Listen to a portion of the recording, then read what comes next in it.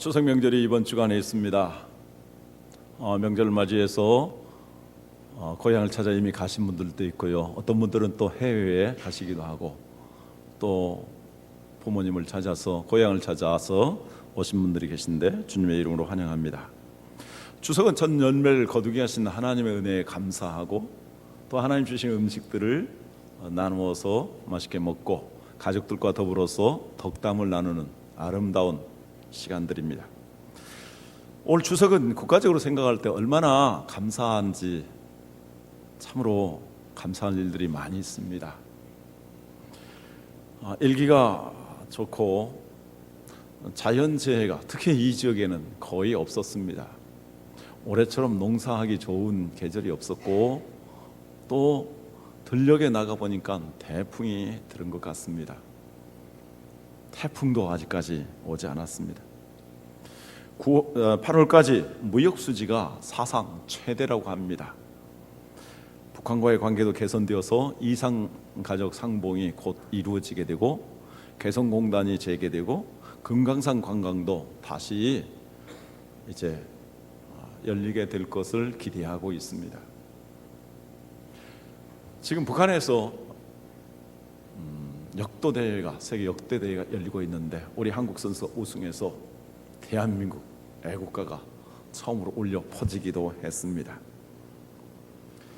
이렇게 감사할 일들이 참 많이 있습니다. 추석에 모이면 여러 가지 감사한 일들을 나누는 게 얼마나 아름답겠습니까? 이렇게 한 가족이 모여서 오순도순 이야기하다가 이야기가 잘못된 방향으로 나가기도 합니다. 서로 큰 소리를 내고 다투는 일이 종종 벌어집니다. 그것은 아주 사소한 일에서부터 사소한 이야기에서부터 시작됩니다. 그러다가 이제 그 옛날 이야기까지 끄집어냅니다. 조상들까지 올라갑니다. 그래서 불평하고 불만하고 원망하게 됩니다. 부모들을 원망합니다. 자식들을 원망합니다. 또 형제들을 원망합니다. 그리고 부부들끼리도 서로 원망합니다. 더 나가서 정치에 대해서 이야기하고 그리고 이제 나라에 대해서 대통령에 대해서까지 원망하고 비난하는 목소리가 일어나고 서로 이것들 때문에 다투기도 합니다. 원망은 마음의 큰 질병이라고 할 수 있습니다. 우리 사랑하는 성도님들, 여러분들 마음속에도 이런 원망하는 감정이 있습니까? 원망은 원망은 환경이 자기 자신이 기대하는 것에 이르지 못하였을 때 나타나는 감정의 표현이라고 할 수 있습니다. 성경은 원망을 가장 무서운 죄라고 말하지는 않습니다. 그러나 이것은 가장 많이 자주 범하는 범죄입니다. 그래서 성경은 이 원망의 죄에 대해서 매우 심각하게 다루고 있습니다. 이스라엘 백성들은 광야 생활을 하는 동안에 제일 많이 범한 죄가 바로 원망하는 죄였습니다. 조그만 문제가 있으면, 조그만 어려움이 있으면 앞길이 보이지 아니할 때 그들은 원망하였습니다. 오늘 성경 1절은 이렇게 시작합니다.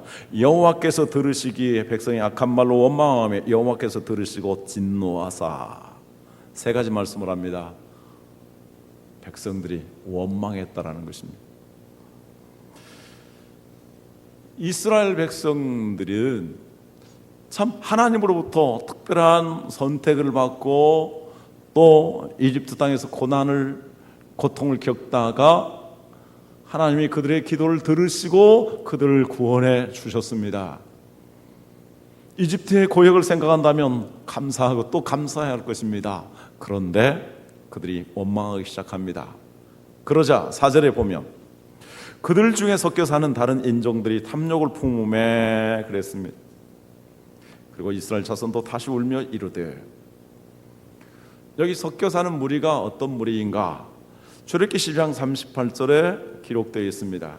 그들은 이스라엘 백성들이 이집트에서 출애굽할 때에 이스라엘 백성들을 함께 따라 나온 다민족 사람들입니다.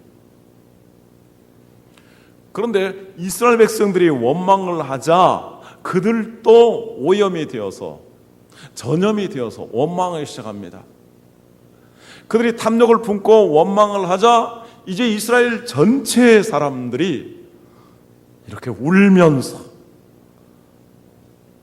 하나님 앞에 불평과 불만을 토해냅니다. 하나님께서는 이들이 원망하는 소리를 들으셨습니다. 오늘 성경 말씀에 들으셨다라는 말이 한 구절에 2번이나 등장합니다. 하나님께서는 그들이 원망하는 소리를 대수롭게 여기지 아니하시고 그냥 흘러보내시지 않냐고 하나님께서는 집중하여서 그 원망하는 소리를 들으시고 기억하십니다.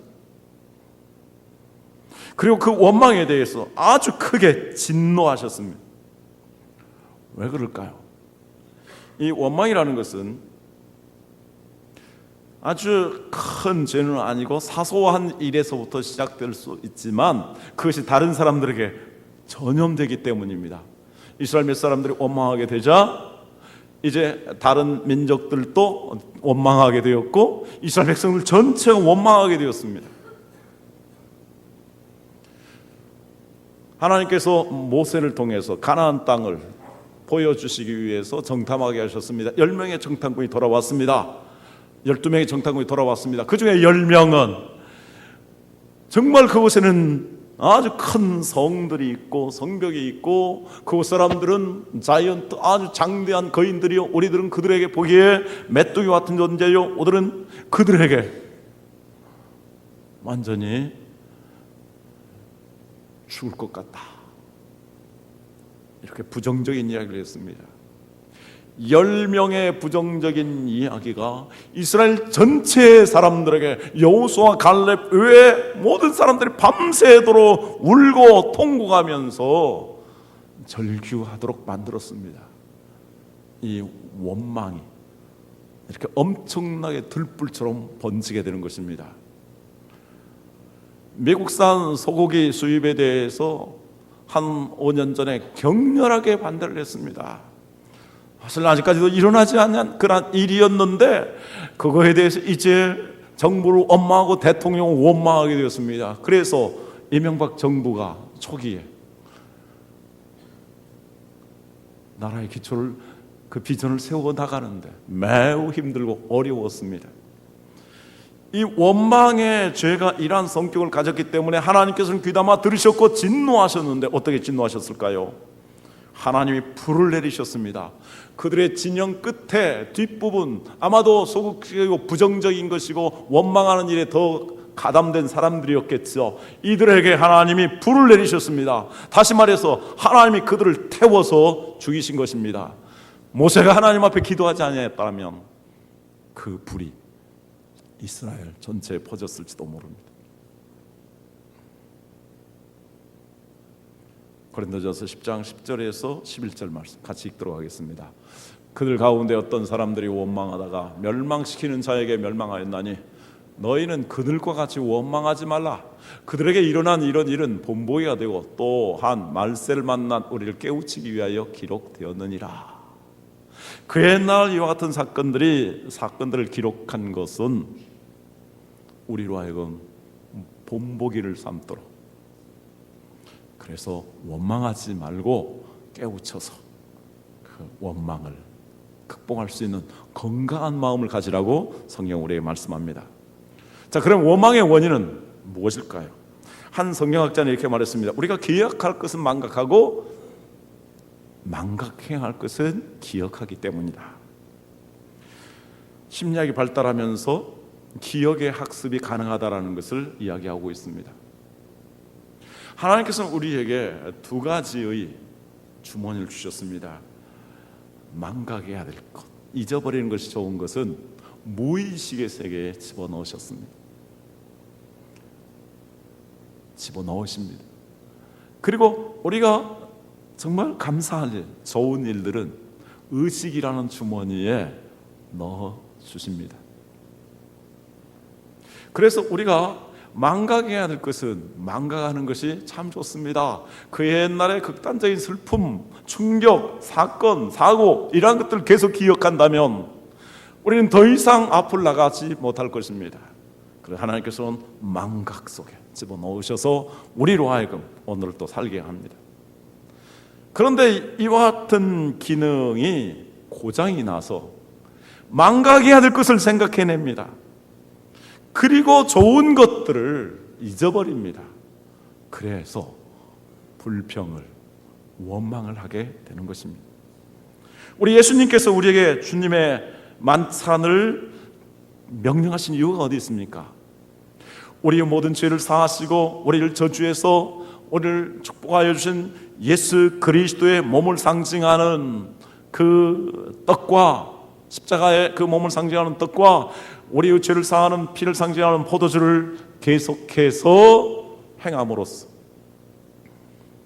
나를 기념하라. 이 기념하라는 말은 remember라는 말입니다. 계속 기억하라는 것입니다. 예수 그리스도의 십자가를 통해서, 예수 그리스도의 보혈을 통해서 우리가 구원받은 은혜, 그래서 하나님의 자녀가 된 것에 대해서 늘 기억하라는 것입니다. 이스라엘 백성들이 어떠한 큰 하나님의 기적과 하나님이 주시는 복의 역사를 경험하였을 때 돌비를 세웠습니다. 기념비를 세워서 늘 후손들로 하여금 기억하도록 만들었습니다. 그런데 이스라엘 백성들은 여기서 중요한 몇 가지 사실을 망각합니다. 첫째는 과거에 베푸신 하나님의 은혜를 망각합니다. 두 번째는 현재 속에 있는 하나님의 축복을 망각합니다. 그리고 세 번째는 미래에 대한 하나님의 기대를 망각합니다.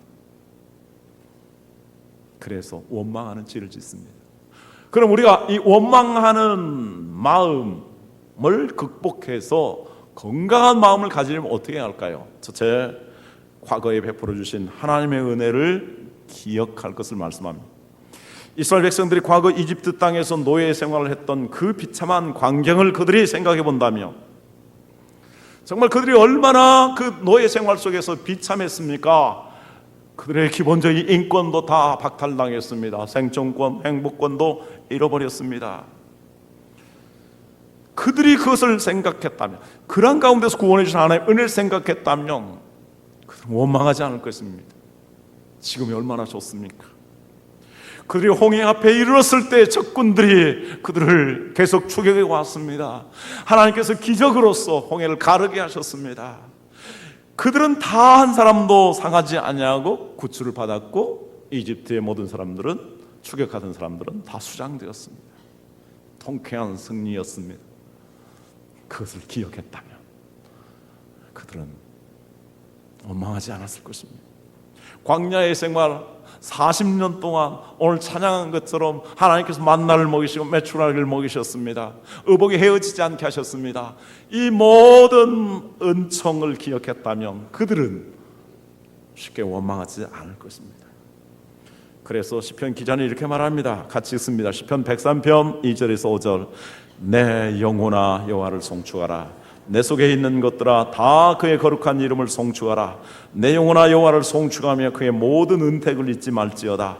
그가 내 모든 죄악을 사하시며 내 모든 병을 고치시며 내 생명을 파멸해서 속량하시고 인자와 긍휼로 관을 씌우시며 좋은 것으로 내 소원을 만족하게 하사 내 청춘을 독수리같이 새롭게 하시는도다. 하나님이 베풀어 주신 모든 은택을 잊지 말지어다. 강한 반어법입니다. 기억하고 또 기억하라는 말씀입니다. 하나님께서 이스라엘 백성들에게 베푸신 은혜가 얼마나 크고 놀라운 일입니까? 그런데 지금 원망하는 이유가 어디에 있습니까? 5절 6절에 보면 우리가 애굽에 있을 때에는 값없이 생선과 오이와 참외와 부추와 파와 마늘들을 먹은 것이 생각나거늘 이제는 우리의 기력이 다하여 이 만나 외에는 보이는 것이 아무것도 없도다 하니, 어쩌면 참으로 한심하고 유치하기 이럴 데 없습니다. 하나님께서는 참으로 맛있는 기적 같은 만나를 주셨습니다. 히브리어로 만나는 만입니다. 우리나라하고 좀 비슷합니다. 만나. 맷돌에 갈기도 하고 찧어서 먹기도 하고 삶아서 먹기도 하고 볶아 먹기도 하고 그리고 기름을 섞어 튀겨 먹기도 합니다. 그런데 기력이 부족하다고 해서 생선 그리고 여러 반찬거리 그걸 이야기하면서 하나님과 모세를 원망합니다. 그들은 과거의 이집트 생활에서 조금 받은 혜택에 대해서 지나치게 미화합니다. 값없이 받았다라는 것입니다. 그러나 그들이 값없이 받았지만 그들은 얼마나 비참한 노예 생활을 했습니까? 모든 것을 박탈당하고 살았습니다. 학대를 당했습니다. 내일이 없는 삶을 살았습니다. 자존심이 짓밟혔습니다. 하나님을 예배할 수 있는 자유도 없었습니다. 그런데 이 끔찍한 비참한 상황에서 그들을 구원해 주신 하나님의 은혜, 약속의 땅을 향해서 가게 하신 이 놀라우신 하나님의 은혜를 그들은 망각하고 생선과 몇 가지 반찬, 그것 때문에 지금 원망하고 있는 것입니다. 지금 우리나라에 대해서도 지나치게 원망하고 있는 사람들이 바로 그런 유형의 사람들입니다. 북한 생각해 보십시오. 북한은 모든 걸 다 거저받고, 아니, 김정은 제1위원장이 다 준다고 그렇게 생각하고 있습니다. 김정일 위원장이 주는 것입니까? 그들은 인권, 생존권, 행복권 다 박탈당했어요. 비참하게 살아가고 있습니다. 그런데도 노예 근성을 가지고 그 조금 쌀 몇 바가지 받아먹는 그걸 가지고 감사하고 있는 게 한심하게 이를 데가 없습니다. 우리나라에 대해서 지나치게 비하하고 대통령과 정부에 대해 지나치게 비난하며 북한을 동경하는 사람들이 있습니다. 저는 그분들의 두 가지 말을 드리고 싶습니다. 하나는 일제강점기와 6.25 전쟁 동안에 그 이후에 우리나라와 지금의 대한민국을 비교해서 보라는 것입니다. 그리고 편견을 가지고 보지 말고 객관적으로 북한과 남한을 살펴보라는 것입니다. 그래도 북한이 좋다고 생각한다면 거기 가서 살면 되지요. 왜 여기에서 반국가적인 행동을 도모하려고 합니다.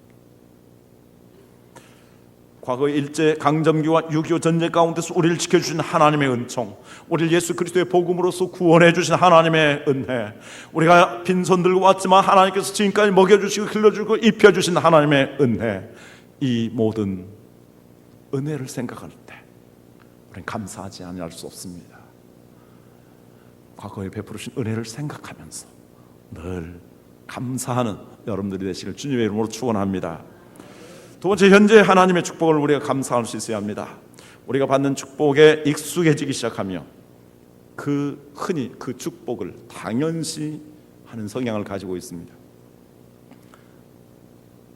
그 다음에는 당연시하게 되면 원망과 불평이 생기고 감사를 망각하게 됩니다. 감격이 사라집니다. 그것이 바로 만나의 사건입니다. 그들에게 만나는 처음 맛보았을 때 너무너무 맛있었습니다. 그래서 출애굽기 16장에 보면 꿀맛이라고 기록되어 있습니다. 기가 막힌 맛이었습니다. 환상적이었을 것입니다. 그런데 오늘 본문에 보면 뭐라고 합니까? 기름 섞인 과자 맛이다. 약간 느끼해진 것 같습니다. 그런데 여기서 끝나지 않습니다.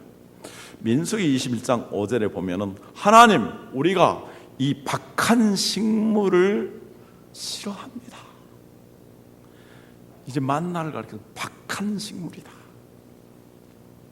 하나님, 밤낮 이것만 주십니까? 하나님의 메뉴가 이것밖에 없습니까? 이렇게 원망하게 되는 것입니다. 이러한 마음은 저에게도 있습니다. 제가 처음 자동차를 타게 되었을 때 교회에서 100만 원 정도 중고 승합차를 샀는데 그 승합차를 운전하면서 나는 옛날에 왕보다도 빠르게 다닌다, 그렇게 생각했습니다. 그런데 시간이 지나면서 좀 불편해지기 시작했습니다. 그래서 보다도 안전한 차가 좋아 보이기도 합니다. 처음 비행기를 탔을 때 부활하는 감격과 같은 느낌을 받았습니다. 이야, 승천할 때 이렇게 되겠구나. 그러나 비행기를 여러 번 타다 보니까 비행기 타는 것이 너무나 비좁고 답답하고 고통스럽게 느껴집니다. 그래서 할 수만 있으면 비행기 안 탔으면 좋겠다, 그런 생각을 갖습니다. 우리 교회를 처음 시작할 때 어디 상가 자리가 없는가, 그리고 여기저기 위쪽을 바라보았습니다. 여러분들은 어떻습니까? 신혼 초기에 신혼의 기쁨, 즐거움이 많이 있었을 것입니다. 집을 처음 장만했을 때 이것이 내 집인가 꿈 같았을 것입니다. 처음 구원받았을 때 이 구원의 감격이 얼마나 컸을까, 이 세상이 달라지는 것 같았을 것입니다. 그리고 교회에 처음 왔을 때 그 감격이 매우 컸을 것입니다. 처음 교회 직분을 맡았을 때 하나님, 나에게 이 귀한 직분을 주셨습니까? 그러나 시간이 지나면서 그 기쁨, 그 감격, 그 감사가 사라지는 것이 아닙니다. 삼중고의 고통 속에서도 기적과 감동의 삶을 살았던 헬렌 켈러 여사가 있습니다. 그분은 많은 것을 갖고도 감사하지 못하고 불평하는 사람들 향하여서 이런 말을 했습니다. 하나님, 그들에게 3일 동안만 이와 같은 경험을 주셨으면 좋겠습니다. 하루는 아무것도 보지 못하고 걸어갈 수 있는 하루, 또 하루는 아무것도 듣지 못하고 생활하는 하루, 그리고 마지막 하루는 아무것도 말하지 못하고 생활하는 하루를, 이 3일만 그들에게 주신다면 그들은 불평하고 원망하지 않을 것입니다. 우리 사랑하는 성도님들, 여러분 헬렌 켈러가 쓴 자서전을 읽어보셨습니까? 거기 절정적인 부분에서 이렇게 그는 묘사하고 있습니다. 내가 한 번만 저 무지개를 볼 수 있다면, 한 번만 날아다니는 저새의 아름다운 자태를 볼 수 있다면, 단 한 번만 이 산속에서 흐르는 시냇물을 바라볼 수 있다면, 나에게 이 아름다운 가르침과 자상한 친절을 베푸시던 설리반 선생님을 한 번만 그 얼굴을 바라볼 수만 있다면, 한 번만 저 아름다운 음을 발휘하는 오케스트라와 저 단원들을 바라볼 수만 있다면, 나에게 이 고귀한 설교에 감동을 주셨던 필립 브루스 목사님의 얼굴을 단 한 번만 볼 수가 있다면, 그 메시지가 이렇게 내 삶을 바꾸었던, 감동스러웠던 이 성경의 말씀을 내 눈으로 한 번만 읽어볼 수만 있다면, 지는 해 저 석양을 내 눈으로 한 번만 바라볼 수만 있다면,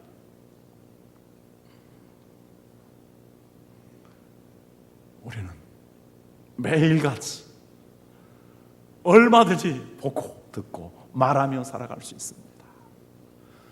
그런데도 감사하지 못하고 불평하고 원망하고 있다면 내 마음이 병든 것입니다. 우리 안에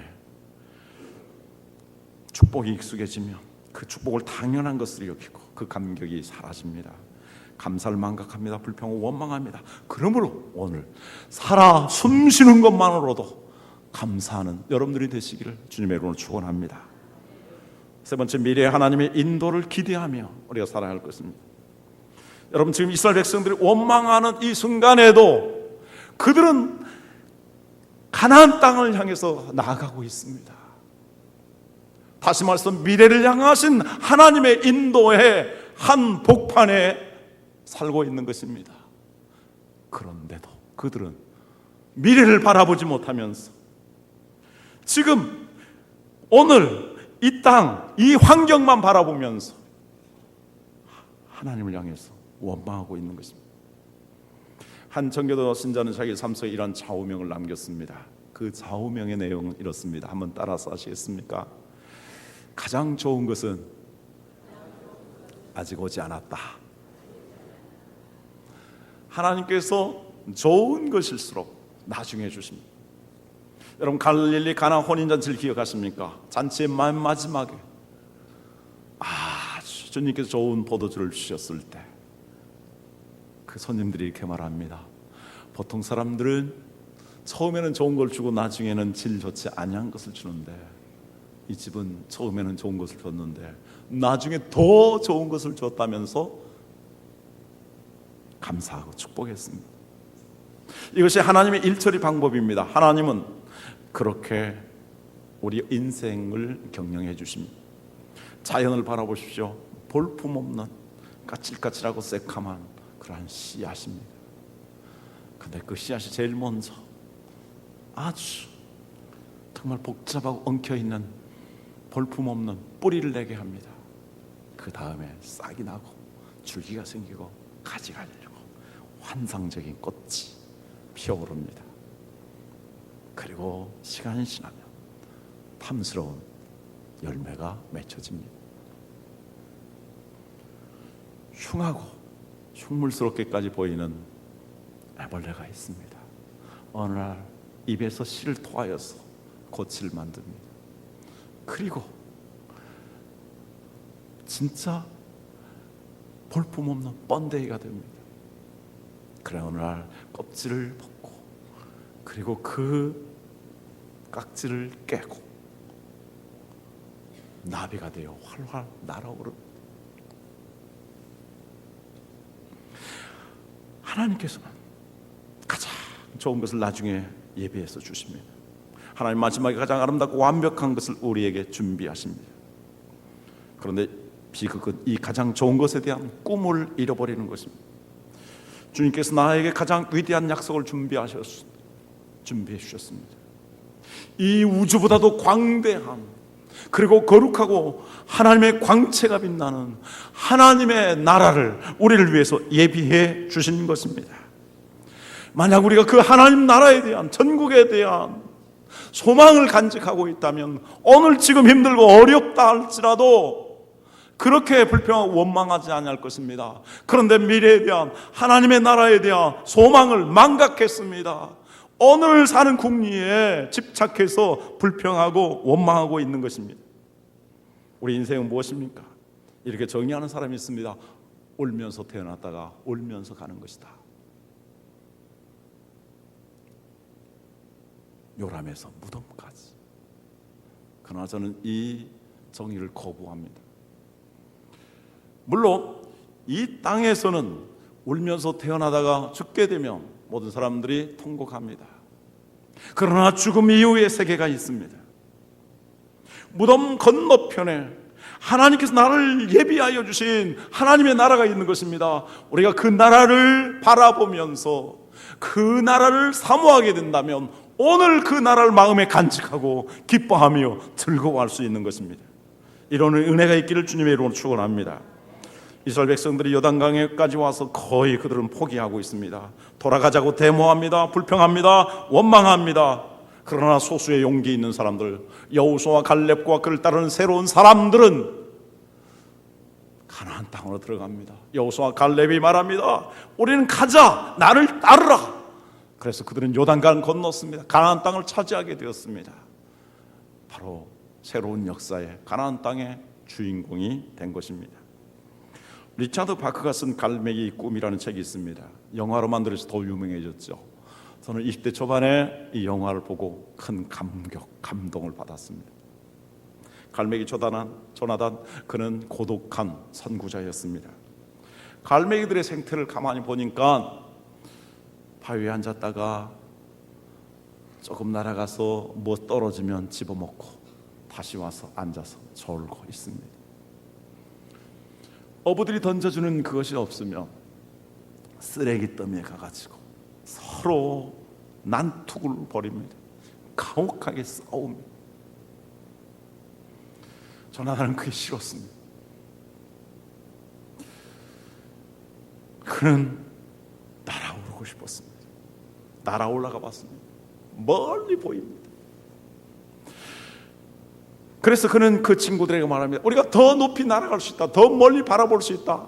그러면서 친구들에게 속삭입니다. 미지의 세계로 우리 날아가 보지 않나요? 그러나 갈매기들은 미쳤다고 말합니다. 너 미친 갈매기다. 그래서 그를 쪼아댑니다.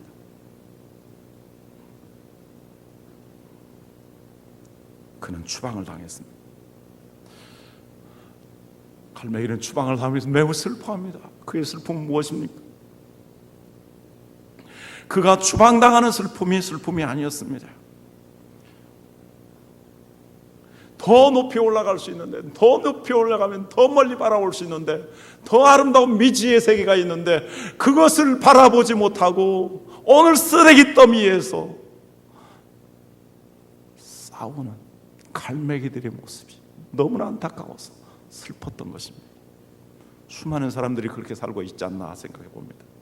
오늘 답답한 하루이지만 내일을 우리가 바라볼 수 있다면, 오늘 우리의 삶에 폭풍과 비바람이 있지만 그 건너편에 찬란한 새벽이 우리를 기다리고 있다는 것을 바라볼 수만 있다면, 오늘의 질병과 그리고 고통이 있지만 내일 하나님께서 치유해 주셔서 우리를 건강하게 하신다라는 희망을 가지고 있다면, 이 슬픔 건너편에 우리를 기다리고 있는 기쁨을 바라볼 수 있다면, 이 고통스러운 환경 다음에 하나님께서 나를 연단하시고 만들어서 아름다운 신앙의 인격으로 훈련시키시고 더 좋은 것을 예비하셨다는 것을 바라볼 수 있다면, 내가 죽게 될 것이지만 죽음 저 건너편에 하나님이 예비하신 천국이 있다는 것을 우리가 바라볼 수 있다면, 우리는 지금 이 힘든 자리에서도 벌떡 일어설 수 있습니다. 그리고 원망하기보다 이제 감사할 수가 있습니다. 그래서 저는 유대인의 랍비의 기도를 마지막 말씀으로 드리고자 합니다. 하나님은 나에게 참으로 많은 것을 주셨습니다. 그런데 하나만 더 주십시오. 이 모든 것을 감사할 수 있는 마음을 주십시오. 한번 따라서 하겠습니다. 이 모든 것을 감사할 수 있는 마음을 주세요. 기도하겠습니다.